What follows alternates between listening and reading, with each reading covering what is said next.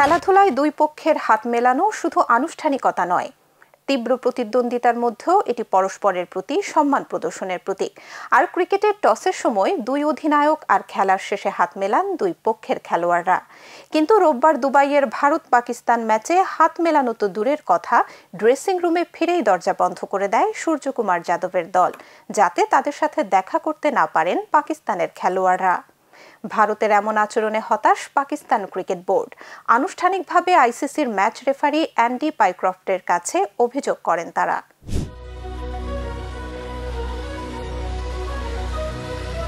খেলায় পরাজয়ের ব্যথা হয়তো মেনে নেওয়া যায়, কিন্তু অসম্মান, তাও আবার এশিয়া কাপ 2025-এ ভারত পাকিস্তান গ্রুপ পর্বের ম্যাচ। ভারত পাকিস্তান ম্যাচ মানেই উত্তেজনা, কিন্তু এবার মাঠের খেলায় যতটা না উত্তেজনা ছিল, তার চেয়েও বেশি আলোচনায় উঠে এসেছে ম্যাচ শুরুর আগের ও খেলা শেষের মুহূর্তে।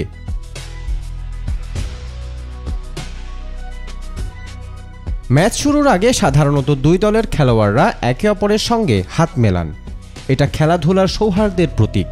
কিন্তু রোববারের ম্যাচে ভারতের খেলোয়াড়রা হাত মেলাতে অস্বীকৃতি জানান পাকিস্তানের খেলোয়াড়দের সঙ্গে।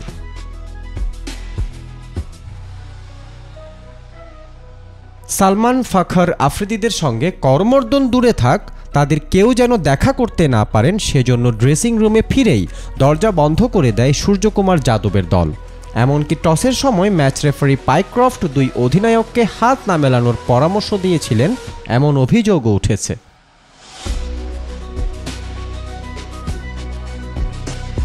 ভারত এমন আচরণের প্রতিবাদে পুরস্কার বিতরণী অনুষ্ঠান বর্জন করেছে পাকিস্তান। এর তীব্র সমালোচনা করেছেন পিসিবির চেয়ারম্যান ও এশিয়ান ক্রিকেট কাউন্সিলের প্রধান মহসিন নাকভি। তিনি বলেন, ভারতের মধ্যে খেলোয়াড় সুলভ মনোভাবের অভাব দেখা গেল। খেলায় রাজনীতি টেনে আনা খেলাধুলার মূল চেতনার পরিপন্থী।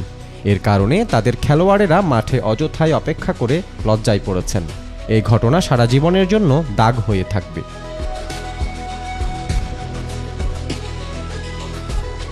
তবে পেহেলগামে সন্ত্রাসীদের হামলায় হতাহতদের পরিবারের পাশে দাঁড়াতেই এমনটা করেছে বলে জানিয়েছে ভারত। ভারতীয় অধিনায়ক সূর্যকুমার যাদব বলেন, কিছু বিষয় খেলোয়াড় সুলভ মানসিকতার চেয়েও বড়। ভারতীয় সরকার ও বিসিসিআই একসঙ্গে এই সিদ্ধান্ত নেয়। তিনি আরও বলেন, এই জয় তারা উৎসর্গ করছেন সেই সাহসী সেনাদের যারা অপারেশন সিঁদুরে অংশ নিয়েছিলেন। তারা সবসময় তাদের অনুপ্রেরণা যোগান।